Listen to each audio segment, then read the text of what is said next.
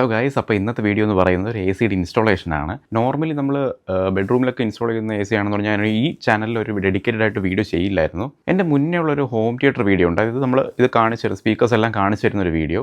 ആ video already കണ്ടിട്ടുള്ളവർക്ക് ഈ വീടിൻ്റെ ഒരു ഏകദേശം ഐഡിയ കിട്ടി കാണും.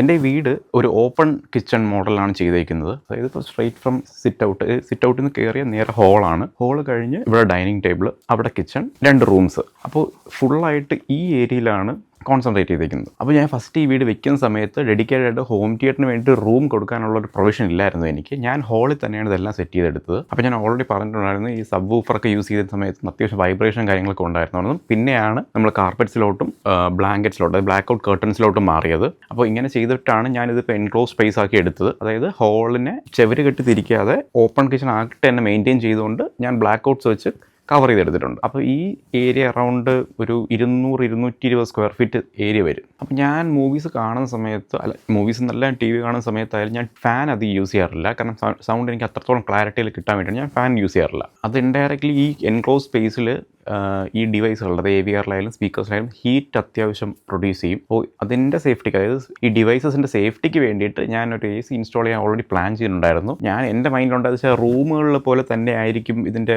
കോസ്റ്റ്, അതിൻ്റെ ടണ്ണിൻ്റെ കാര്യങ്ങളൊക്കെയാണ് ഞാൻ വിചാരിച്ചത്. ഞാൻ പോയി അന്വേഷിച്ചപ്പോഴാണ് ഇത്രയും സ്ക്വയർ ഫീറ്റ് ഉണ്ടെന്നുണ്ടെങ്കിൽ 110 നിൽക്കും. ഞാൻ റൂമിൽ ചെയ്തേക്കുന്നത് 110 ആണ്. റൂമിൽ ചെയ്തേക്കുന്ന ആ 110 ഇതിൽ സ്യൂട്ട് ആവില്ല എന്നും 1.5 ടണ്ണിലേക്ക് മാറേണ്ട അവസ്ഥയുണ്ടെന്നും ഷോറൂമുകാർ പറഞ്ഞു. അപ്പോൾ ഞാൻ ഈ ഏരിയയിൽ AC വെക്കാൻ ഉദ്ദേശിക്കുമ്പോൾ ഞാൻ ഫുൾ സ്ക്വയർ ഫീറ്റ് അല്ല ഉദ്ദേശിക്കുന്നത്. അതായത് ഈ ഓപ്പൺ കിച്ചൺ മൊത്തത്തിലല്ല ഉദ്ദേശിച്ചത്. അത് ഏകദേശം ഒരു 600 സ്ക്വയർ ഫീറ്റ് വരും. അതേസമയത്ത് ഞാൻ ഈ എൻക്ലോസ് ചെയ്തെടുത്ത സ്പേസ്, അതായത് ഈ ഇവിടെ ചുവരാണ്, ഇത് സിറ്റ് ഔട്ട് ഏരിയയാണ്, ഇത്രയും പോർഷനേ ഓപ്പൺ ഉള്ളൂ. ഈ ഞാൻ വീഡിയോസിലൂടെ കാണിച്ചു തരാം പാരലായിട്ട്. ഇങ്ങനെ ക്ലോസ് ചെയ്തിട്ടുള്ള, ഇത് കർട്ടൻ, ബ്ലാക്ക് ഔട്ട്സ് കർട്ടൻസ് വെച്ച് ക്ലോസ് ചെയ്തിട്ടുള്ള ആ ഏരിയക്കകത്താണ് AC വെക്കുന്നത്. ഏത് AC വെക്കാൻ ഉദ്ദേശിക്കുന്നത് ഇവിടെയാണ്. കാരണം ഇതാണ് ഇൻഡോർ യൂണിറ്റ്, ഇതാണ് ഔട്ട്ഡോർ യൂണിറ്റ്. അപ്പോൾ ബേസിക്കായിട്ട് ഒരു AC വാങ്ങുമ്പോൾ 2 യൂണിറ്റ്സ് ആണ് കിട്ടുന്നത്. ഇത് അകത്ത് വയ്ക്കുന്ന എയർ ഫ്ലോ ഇങ്ങോട്ട് തരുന്നതും ഇത് പുറത്ത് വയ്ക്കുന്ന കംപ്രസറും കാര്യങ്ങളൊക്കെയാണ്. അപ്പോൾ നോർമലി നമ്മൾ വീട്ടിലൊക്കെ ആവശ്യത്തിന് വാങ്ങിക്കുന്ന ഒരു ബെഡ്റൂം ACക്ക് മാക്സിമം ഒരു 30 to 35 ആ റേഞ്ചിൽ പറയാൻ പറ്റും പ്രൈസ്. അതേസമയത്ത് ഈ 1.5 ടണ്ണും പിന്നെ ഈ 5 സ്റ്റാർ 3 സ്റ്റാർ അങ്ങനെ 2 കാര്യങ്ങളുണ്ട്. അത് ഞാൻ സിമ്പിളായിട്ട് പറഞ്ഞുതരാം. 1.5 ടൺ വന്നപ്പോഴത്തേക്ക് ഏകദേശം അറൗണ്ട് 47 ആണായത്. അത് 5 സ്റ്റാർ ആയതുകൊണ്ടാണ്. 5 സ്റ്റാർ 3 സ്റ്റാർ എന്ന് പറഞ്ഞ ഉദ്ദേശിച്ചത് അതിൻ്റെ പവർ റേറ്റിംഗ്സ് ആണ്. അതായത് എനർജി കൺസപ്ഷന് വേണ്ടിയിട്ടുള്ള ഒരു റേറ്റിംഗ് ആണ് സ്റ്റാർ വാല്യൂ എന്ന് പറയുന്നത്. നോർമലി 3 സ്റ്റാർ ആണ് അവർ പ്രിഫർ ചെയ്യുന്ന, വലിയ യൂസേജ് ഇല്ല എന്നുണ്ടെങ്കിൽ.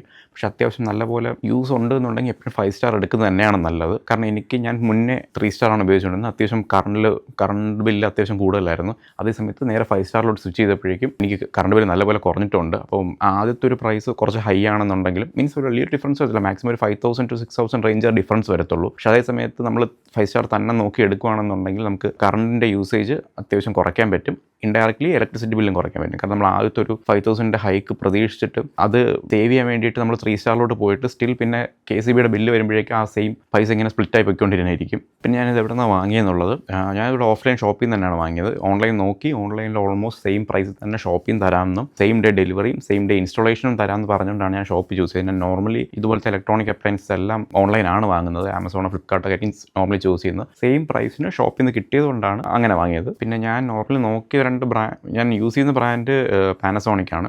എനിക്കവിടെ പോയിട്ട് ഫീച്ചേഴ്സും കാര്യങ്ങളെല്ലാം വെച്ചിട്ട് ഞാൻ കുറച്ച് ബേസിക് ആയിട്ടുള്ളൊരു സ്റ്റഡി നടത്തിയിട്ടാണ് പോയത്. എനിക്ക് ഡൈക്കിനും പാനസോണിക്കും LG ഒക്കെയാണ് അത്യാവശ്യം നല്ല ബ്രാൻഡുകളായിട്ട് തോന്നിയത്. അവരുടെ സർവീസിൻ്റെ എല്ലാം കാര്യങ്ങൾ വെച്ചിട്ടായാലും. ഞാൻ എടുത്തേക്കുന്ന LG ആണ്. LGയുടെ ബ്ലാക്ക് കളറാണ് എടുത്തേക്കുന്നത്. എനിക്കത് കുറച്ച് യൂണീക്കായിട്ട് തോന്നിയിട്ടാണ് അതെടുത്തത്. അപ്പോൾ ഞാൻ ഇത് ഉദ്ദേശിക്കുന്നത് ഇവിടെയാണ്.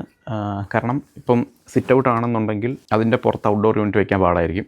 അതേസമയത്ത് ഈ സൈഡ് ആണെന്നുണ്ടെങ്കിൽ നിങ്ങൾ ബാക്കിയുള്ള വീഡിയോസിൽ കാണുന്ന റൂം ഇതിനപ്പുറമാണ്. അപ്പം അവിടെയും ഔട്ട്ഡോർ യൂണിറ്റ് വയ്ക്കാൻ പറ്റില്ല. പിന്നുള്ള ഓപ്ഷൻ എന്ന് പറഞ്ഞാൽ ഇവിടെയാണ്. പക്ഷേ അതേസമയത്ത് എനിക്ക് ഇഷ്യൂ എന്ന് പറയുന്നത് ഇവിടെ സ്റ്റെയർ കേസ് വരുന്നുണ്ട്. ഇവിടെയാണ് സ്റ്റെയർ കേസ് വരുന്നത്. അപ്പം ഇങ്ങനെ സ്റ്റെയർ കേസ് ഇങ്ങനെ പോകും മേളിലേക്ക്. അപ്പോൾ ഇവിടെ നമുക്ക് ഔട്ട്ഡോർ യൂണിറ്റ് വയ്ക്കാൻ പറ്റില്ല. അപ്പം ഔട്ട്ഡോർ ആക്ച്വലി കുറച്ചുകൂടെ സ്വിച്ച് ചെയ്തിട്ട് നീക്കിയാണ് വയ്ക്കുന്നത്. അതനുസരിച്ച് എനിക്ക് നമ്മുടെ സറൗണ്ട് സ്പീക്കേഴ്സിൻ്റെ കേബിൾ വരുന്ന പോർഷൻ അത്യാവശ്യം നീക്കേണ്ടി വന്നിട്ടുണ്ട്. എനിക്ക് സറൗണ്ട് സ്പീക്കർ നീക്കേണ്ടി വന്നിട്ടില്ല. പിന്നെ നമ്മൾ നോർമലി വീട് വെക്കുമ്പോഴേക്കും ഈ ഹോളിൽ AC വെക്കുക എന്നൊരു കോൺസെപ്റ്റ് ഞാൻ അതങ്ങനെ കേട്ടിട്ടില്ല. അപ്പോൾ അതുകൊണ്ട് തന്നെ ഞാൻ എൻ്റെ വീട് പണിഞ്ഞപ്പോഴും അത് ചെയ്തിട്ടില്ലായിരുന്നു.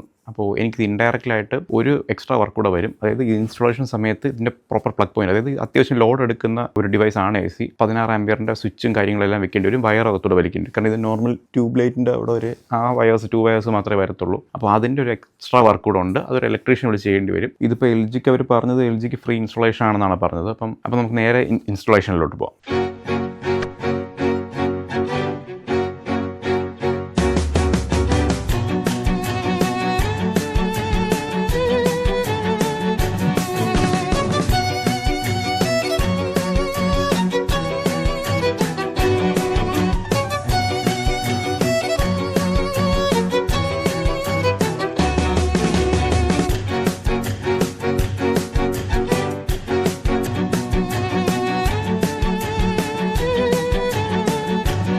അപ്പോൾ ഗൈസ് ഇൻസ്റ്റലേഷൻ കഴിഞ്ഞിട്ടുണ്ട്.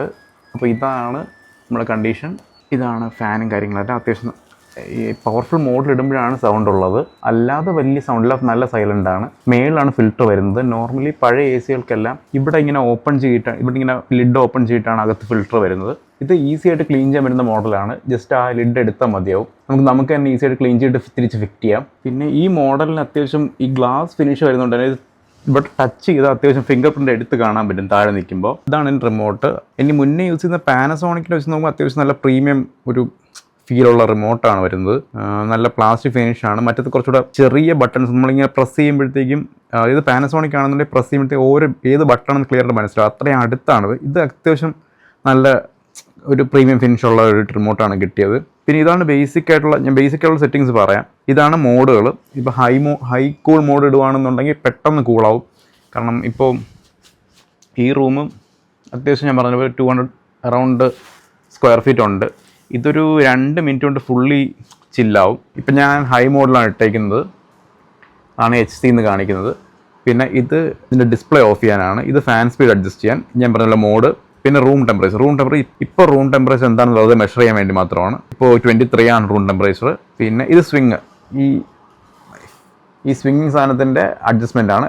അല്ലാതെ അകത്തൊരു ഫ്ലാപ്പ് ഉണ്ട്, അങ്ങോട്ടും ഇങ്ങോട്ടും പോകുന്നത്. ഇത് ലെഫ്റ്റ് റൈറ്റ് പിന്നെ അപ്പ് ഡൗൺ രണ്ടും നമുക്ക് അഡ്ജസ്റ്റ് ചെയ്യാൻ പറ്റും. പിന്നെ നമുക്കിതിൻ്റെ ടൺ അഡ്ജസ്റ്റ് ചെയ്യുന്നതാണ്. അതിപ്പോൾ ഇത് അറൗണ്ട് 1.5 ടണ്ണാണ്. നമുക്ക് 1.75 ടൺ വരെ എന്ത് സ്വിച്ച് ചെയ്യാൻ പറ്റും. അതുപോലെ താഴോട്ട് കൊണ്ടുവരാൻ പറ്റും. അത് കറണ്ട് യൂസേജിൻ്റെ അഡ്ജസ്റ്റ് ചെയ്യാൻ വേണ്ടിയിട്ടാണ്. പിന്നെ ഇത് സ്ലീപ്പ്, അതായത് നമുക്ക് ടൈമർ സെറ്റ് ചെയ്ത് വെക്കാം. പിന്നെ നമ്മൾ എന്ത് ഫംഗ്ഷൻ ഉണ്ടെങ്കിലും ഇത് സെറ്റ് ചെയ്യാം, ക്യാൻസൽ ചെയ്യാം. ഇതാണ് ബേസിക് ആയിട്ടുള്ള റിമോട്ടിൻ്റെ ഫങ്ഷൻസ്. അപ്പോൾ ഞാൻ പറഞ്ഞതുപോലെ ഈ റൂം ഫുള്ളായിട്ട് പെട്ടെന്ന് കൂളാവുന്നുണ്ട്.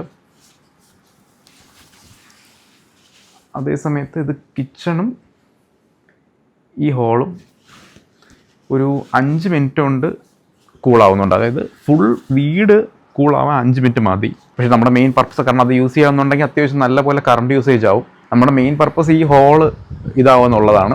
അത് അത്യാവശ്യം നല്ലപോലെ ചെയ്യുന്നുണ്ട്. എനിക്ക് നല്ലപോലെ സാറ്റിസ്ഫൈഡ് ആണ് ഈ പ്രൊഡക്റ്റ്.